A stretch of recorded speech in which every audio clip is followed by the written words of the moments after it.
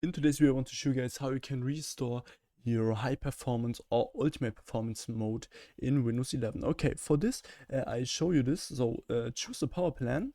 We type on this, and here we have our performance plans. And what we want to do is here, I don't have the ultimate performance plan. You see this here.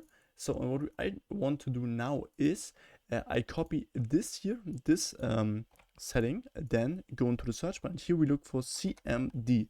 Then open as administrator, click on yes, and now we have like a Windows System 32, and then copy this setting, click on enter, and now we can go back here into this, and when we open this again, the control panel, so click on this, sorry, not the control panel, choose the power plan.